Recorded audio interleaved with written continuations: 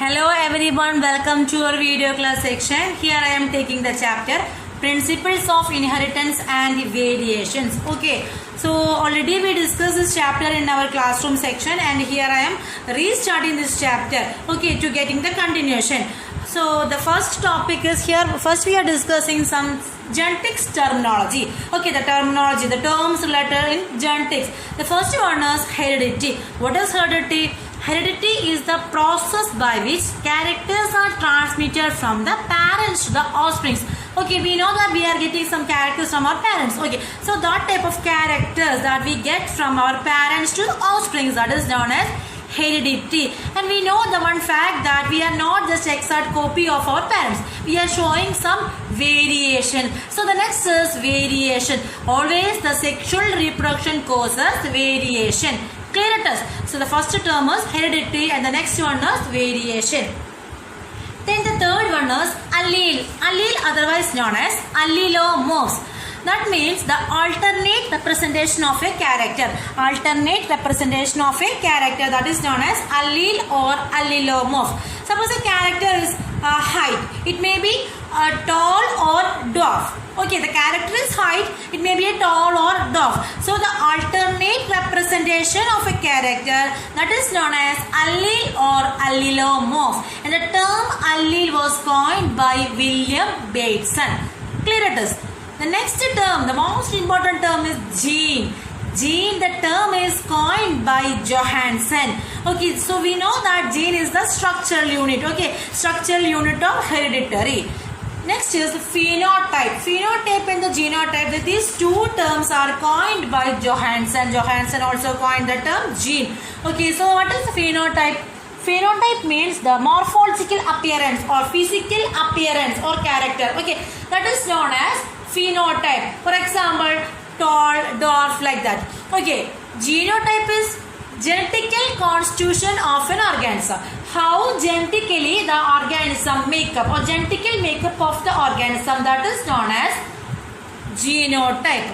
For example, for a character height, okay, we are using the English alphabets for using this tallness, capital T. So here I am writing capital T, capital T. Why I am writing this two T's? Because alleles are seen in pairs. Okay, so I can represent tall in capital T and also in capital T small t.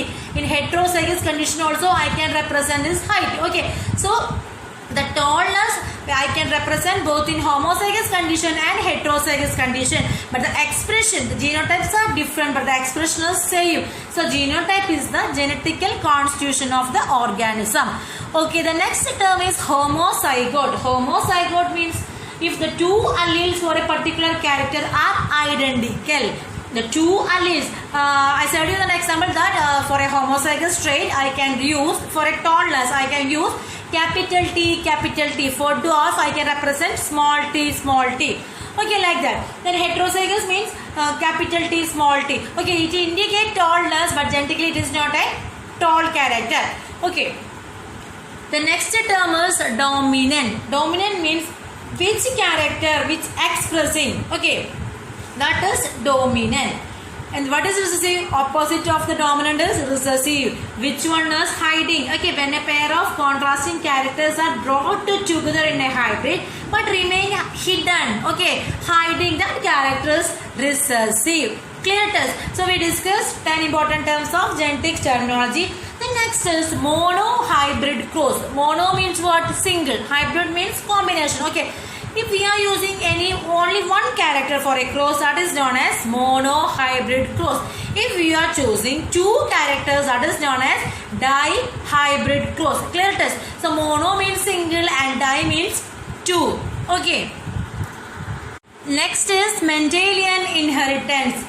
Mendelian inheritance. Who is Mendel? The father of genetics is Gregor John Mendel. Okay, he conducted his hybridization experiments on garden pea. The scientific name of garden pea is Pisum sativa. For 7 years, he conducted his experiments in Pisum sativum for 7 years, and he proposed the laws or principles that is known as Mendelian principles or Mendelism. Okay, why Mendel chose pea plant for his studies?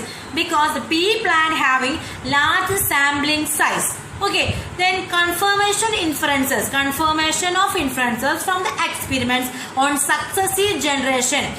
Then the Mendel chose pea plant. He chosen the contrasting characters. Contrasting characters means opposite characters. So these are the merits why the Mendel chose pea plant for his experiment. Okay. The term genetics was coined by William Bates, and father of genetics is Gregor John Mendel. Mendelian inheritance have some merits and also demerits. Clear? Demerits means at that time, okay, Mendel conducted his experiments in 1860 to 1863. So at that time, it is not the people in people in particular area, they were not believe that statistical approach or mathematical approach can included in biology, and Mendel also can give a typical proof for his conclusions. Clear it is? Mendel conducted artificial or cross-pollination experiments using several true breeding garden pea plants. Okay, but true breeding means the plant that has undergone self-pollination and exhibit stability in traits. Okay, so Mendel chooses 14 true breeding varieties, or otherwise we can say Mendel chooses 7 pairs of contrasting characters. 7 pairs of contrasting characters, and the characters are seed shape. In case of seed shape, the dominant trait is round and the recessive trait is wrinkled. Clear? Next character is seed color. In seed color, the dominant trait is yellow and the recessive trait is green. Next is flower color. In flower color, the dominant trait is violet and the recessive trait is white. The next is pod shape. In this pod shape, the dominant trait is full. Okay. Or inflated, we can say inflated. Then the recessive trait is constricted. In next character is pod color, the dominant trait is green and the recessive trait is yellow. Okay, next is flower. In case of flower position, the dominant trait is axial and the recessive trait is terminal. Then about stem, the dominant trait is tall and the recessive trait is dwarf. Clear it is? So Mendel conducted artificial or cross-pollination using true breeding varieties or characters. Okay, for this Mendel chooses 14 different varieties. Otherwise we can say 7 pairs of contrasting characters, and the characters are stem height. Okay, the dominant one is tall and the recessive dwarf. Then flower position, it is axial and terminal. Axial is dominant and the terminal is recessive. Then flower color, one is violet. Violet is the dominant one and the recessive is white. Then next is pod shape. Pod shape is inflated. Okay, inflated or constricted. Constricted is, what is constricted? Constricted means it is a recessive trait. Okay. Then pod color, dominant is green and the recessive one is yellow. The seed shape is dominant is round and the seed shape recessive is wrinkled. And the seed color dominant is yellow and the recessive trait is green. Clear it is. So these are the features chosen by Mendel for his studies. Okay, he conducted his experiments on pea plant. Okay, and the time he will taken to his experiment is 7 years. Clear it is. Next we are discussing monohybrid cross. Okay. Okay, next is inheritance of one gene or monohybrid cross.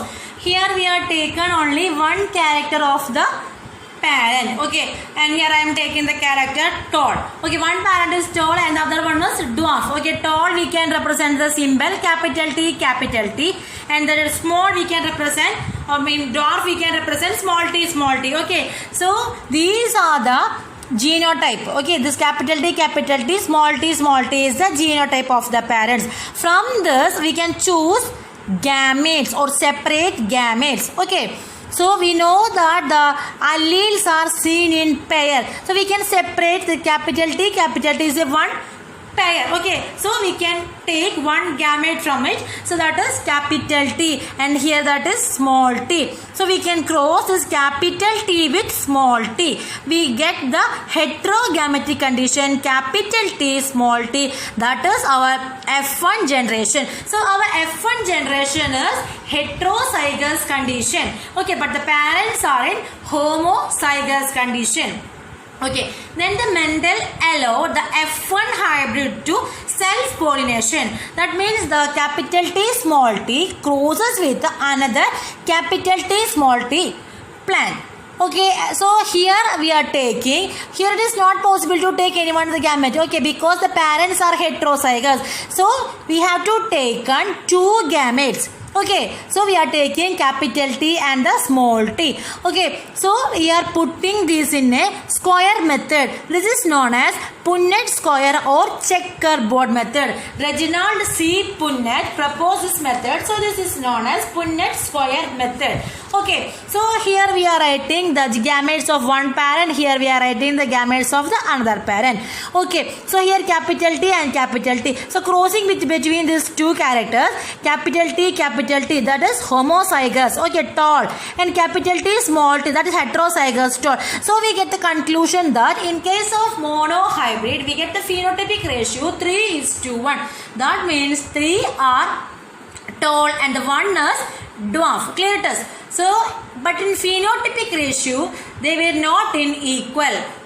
Capital T, 1 population in 1, and capital T, small t, that we are getting 2, and small t that we are getting in 1. So out of this 4, 1 character is dominant. Okay, and 1 is recessive, and the 2 is next to 2 is heterozygous condition. Okay, so majority, the dominant characters are expressing. So on this basis, on the basis of the inheritance of one gene or monohybrid cross, Mendel proposes law of dominance. Clear it is. Mendel proposed 3 laws related to Mendelian inheritance. The first law is law of dominance.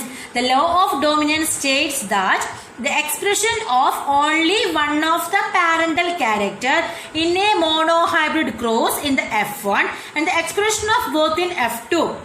Okay, clear it is. So Mendel can't be explained, it is a gene. Mendel explained it is a fact. So that is the limitations of Mendel's or Mendelian inheritance. Clear it is.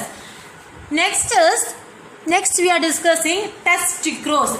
Test cross means a cross involving homozygous recessive trait. Homozygous recessive trait and unknown genotype. So the test cross is always used to get the genotype of the unknown parent. Clear it is. What is test cross? Test cross is a cross involving homozygous recessive trait and the unknown genotype. So this test cross is always help to find out the genotype of the unknown parent. Then here I am wrote back cross. Okay, you can see what is back cross. Back cross means the F1 hybrid. The F1 hybrid crosses with any one of the parent. Okay, not saying dominant or recessive. Any one of the parent, that is back cross. Clear it is. So Mendel proposed Mendelian inheritance. Mendelian inheritance included 3 theories. Okay, the first theory is based on monohybrid cross, and he also proposed test cross and back cross. Clear. Okay, the next law that is law of segregation. Next law is law of segregation, otherwise it is known as law of purity of gametes. This law states that an individual receives one factor from each of his or her parents. Okay, respect to a particular trait, they do not blend or mix with each other. Suppose a parent is a tall and the other parent is a dwarf. Okay, according to Mendel, there have been no chance for forming the intermediate. Okay, child. Either it is a tall child or a dwarf one. Okay, medium it is not possible according to Mendel. Okay, so what that is law of segregation or law of purity of gametes, and we know that this law having some exceptions. Okay, that we discuss later. So in 1884, Mendel died. Okay, so after his death, three scientists, Hugo de Vries, Carl Correns, Eric von Teschmark, okay, they rediscovered Mendelian principles of inheritance. Clear it is. The three scientists' names are Hugo de Vries, Carl Correns and Eric von Teschmark. They rediscovered Mendel's work. Clear?